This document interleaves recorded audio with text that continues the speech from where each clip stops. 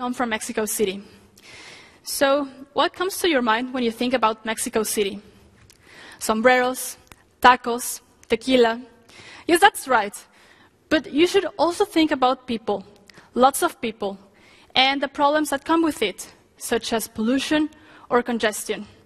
Currently, Mexico City is the most congested city in the world. So, back when I was in Mexico City, I had a job while I was studying for my bachelor's degree. And I decided to use a bicycle for transportation. And this is what I experienced, the following travel times. From my house to my university, 45 minutes. From my university to my job, 70 minutes. From my job back home, 50 minutes. Now, that's a lot of travel time. And you probably think, why didn't I simply just buy a car? Well, the reason is this. All Mexicans love cars. Every single Mexican dreams about the moment when they will buy their first car. It's like having a car in Mexico City is a status symbol. And guess what? Mexico City just keeps on getting more and more congested. So, instead of taking a car, I decided to use a bicycle. That's a good idea, right? It's sustainable, it's simple, I get to exercise, and I get to have some fun. Well, the problem with that is, can you imagine cycling here? It's quite dangerous. Well, I did it, and this is what I experienced.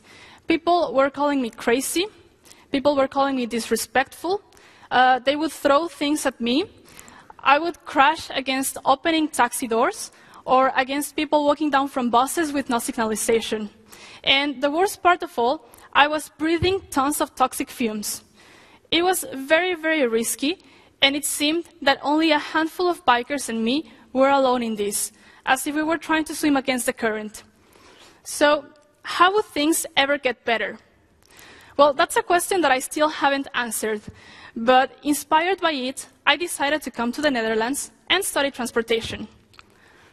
So, when I arrived to the Netherlands, everything was like a dream. Everybody using their bicycles, there was no pollution, no yelling, no taxi doors. Everything was amazing. So, inspired by my passion for transportation, I decided to hit the road on a car. And again, everything was amazing. Everybody was following very clear rules, and the traffic was flowing smoothly. Until I hit the ring of Rotterdam. There, my dream bubble burst. Here I had it again, in front of me, the traffic jam. So, in the 21st century, society is facing a lot of challenges related to social behavior. Problems such as air pollution, animal extinction, the economic crisis, and congestion. And all of these problems are related in one way. They are the consequence of activities that people love doing. For example, people love traveling. I love traveling, and personally, if it is cheap enough, I would do it by airplane. Some other people like hunting, some other people like money, and some other people, just like me, we have a lust for speed. Now, because these activities are very enjoyable, and people would just like doing them, it becomes unrealistic to think that in order to solve the disadvantages that they cause, we would have to restrict those activities. We cannot think about restricting those activities. Sometimes it's even unrealistic to think about setting constraints upon them. People like to be free. So in order to remain with our freedom, we need to come up with smarter solutions to face these problems. So now let's go back to the origin of the problem. Why do we love speed? Why is it that we love speed? Well, let's make an analogy. Why do horses like running? Horses, they don't really have predators. They normally have sufficient food to eat and water to drink. They seem to be pretty happy animals, and for some reason still they love to just run around with no real purpose or place to go. And humans, just like horses, we love to stay in motion. We love speed. We love to hear the horsepower on our engines, and we love to go out and explore the world, be in control of our own private space, and be in control of our transportation flexibility. Moreover, we people, we also know from economic knowledge that time is money. And because speed saves time, then speed saves money. This model is widely used in everything that business does. So you have more revenue by being more productive, and be more productive by being faster. So we love cars because we love our freedom, and because we like to be productive. But then, if we really like to be productive so much, why is it that in daily basis we're using the same congested routes during the same peak hours? It just doesn't make sense. So, as we heard on the previous talk of Jonas Eliasson, transportation organizes itself. And that's true. It organizes itself. Think about it. Even when we consciously know that we may be spending on daily basis, let's say 20 minutes on congestion, no single human individual takes responsibility and says, hey, I am the one that caused this traffic jam. Nobody does that, because ultimately it is our car and we can do what we want to. Also think about it. When you're making a choice on having a new trip, when you're planning to make a new trip, how do you make your transportation choices? How do you choose to use a bus or a car, to follow one route or the other, to depart 10 minutes earlier or maybe a half an hour earlier? Well, certainly if you're going to a new destination, you probably ask for an advice, either to a friend, someone you know, or you may ask Google Maps. By the way, does anybody here know how is Google Maps able to tell us how much we're going to take when we're traveling? I mean, do you know if Google Maps actually considers the impact of congestion when it's quoting a travel time? Well, okay, that's interesting, right? So, this organization that we currently have for transportation is self-organized, yes, but it's certainly far from being the best. Now, how do we change this organization? How do we make it better? Okay. In transportation, this is the current approach. A problem is identified. There is recurrent congestion in a certain road stretch. Then the government intervenes. The government asks for advice to experts such as consultants or researchers. And together they come up with a big list of alternatives that will help reduce congestion. Then all of these alternatives are evaluated on basis of an objective tool, such as a cost-benefit analysis. Then the alternative that turns out to be the best results is chosen and implemented. After it is implemented, then society responds. Well, normally, this is when we have a challenge, because with transportation problems, the type of alternatives that we can think of turn out to be a bit limiting to the traveler's freedom, such as road pricing, as we saw on the previous talk. And people don't like to lose their freedom. People like to be in control. So if this is the case, and people like to be in control, then maybe this current top-down approach is not so appropriate. Maybe we would obtain better results if we let society take control. Now let me give you an example of how society can take control. Does anybody remember this? Yeah, right?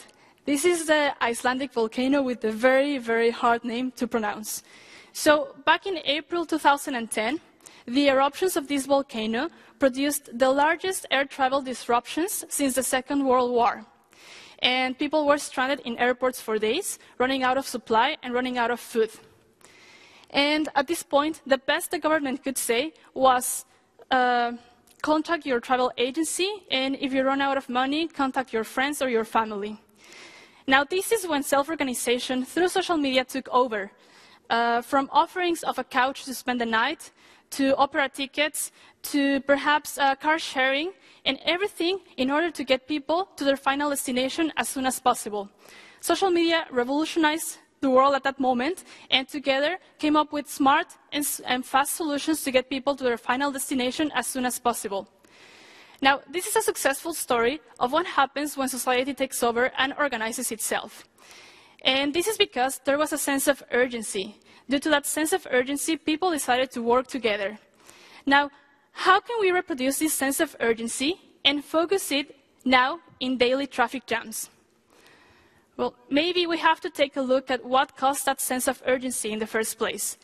Maybe it was the magnitude of the problem.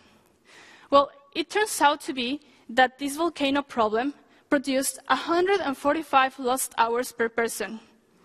And curiously enough, traffic jams produce 149 lost hours per person every year. Think about it. Right now, every single person that has a car is experiencing every single year one of these volcano problems on its own, without any additional help. Now, that's a problem, right? I think that the sense of urgency is there. And if it is not there, then we should really start thinking about it seriously. So, society needs to take control, needs to take over. Now, when that happens, on this transition period, when society will take over, we're going to face something that researchers know as the last mile problem. How to turn intentions into actions. See, when we have a sense of urgency, that means that we are willing to change. But still something else is needed to translate that intention into an action, into proactively doing something to solve that problem. How can we get this trigger to happen? Well, together with a team of 5 other students, we are participating on this challenge that Lester was talking about, Creating Tomorrow, and we came up with a very nice idea to tackle this problem. And it's based on a 3-step approach.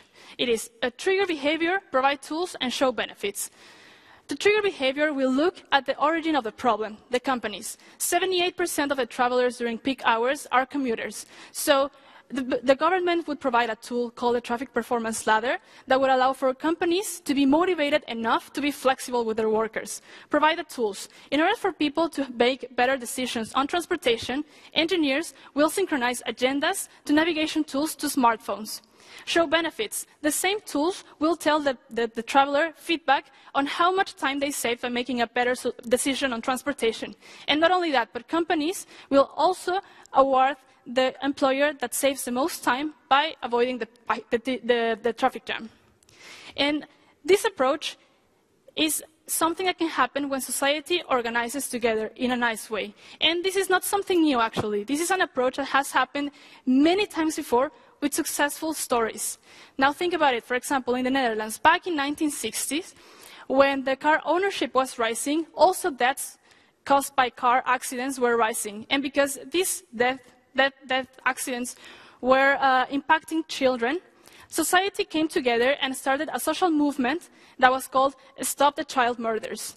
With this, behavior was triggered. And then after that, the government responded by providing the tools. The tools that they provided was that they improved urban design, they improved infrastructure for cycling, and then the benefits were shown right away. When society realized that deaths were reduced drastically, right all of a sudden after everything was changed, and also there were benefits for the health, and ultimately money was saved for every single person in the Netherlands and the whole country. So I think that it's time for us to take a look at transportation and acknowledge that we are self-organized, but we can organize in a better way. This organization can actually prove that we do not need for a bigger force to organize us, because it is our own choice, and our choice is to spend our time in a better way than sitting on congestion. And I really hope that when I go back to Mexico, I can come back and tell a success story about a society that organizes itself and provides benefits not only for individuals, but for cities, for countries, and for the whole world. Thank you.